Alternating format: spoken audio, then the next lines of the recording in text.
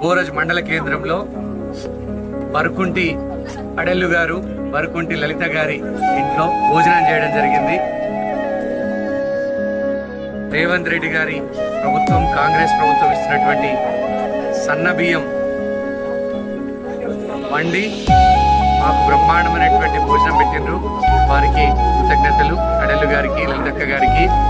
రేవంత్ రెడ్డి గారి కాంగ్రెస్ ప్రభుత్వం యొక్క కృషి వల్ల మనందరికీ కూడా సన్న బియ్యం రావడం, సన్న బియ్యం ఇచ్చినటువంటి ఈ కాంగ్రెస్ ప్రభుత్వం చల్లగా ఉండాలా, 10 కాలాల పాటు పచ్చగా ఉండాలని గరీబోళ్ళు ఆశీర్వాదం పెడుతున్నారు.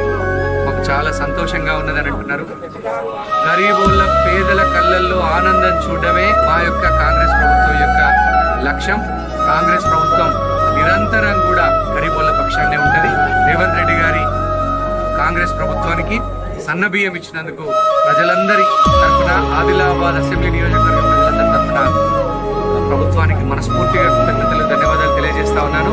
ప్రజల కళ్ళల్లో ఆనందం చూడడం, గరీబోళ్ళ ఇళ్లలో 4 ముద్దలు తినే విధంగా ప్రోత్సహించేటువంటి కాంగ్రెస్ ప్రభుత్వం ఖచ్చితంగా గరీబోళ్ళ ఆశీర్వాదంతో, పేదల ఆశీర్వాదంతో 10 కాలాల పాటు పచ్చగా అందరి ఆశీర్వాదం ఇంట్లో ఉండాలా. సన్న బియ్యం ఇస్తున్నటువంటి రేవంత్ అన్న, అన్నదాత సుఖీభవ.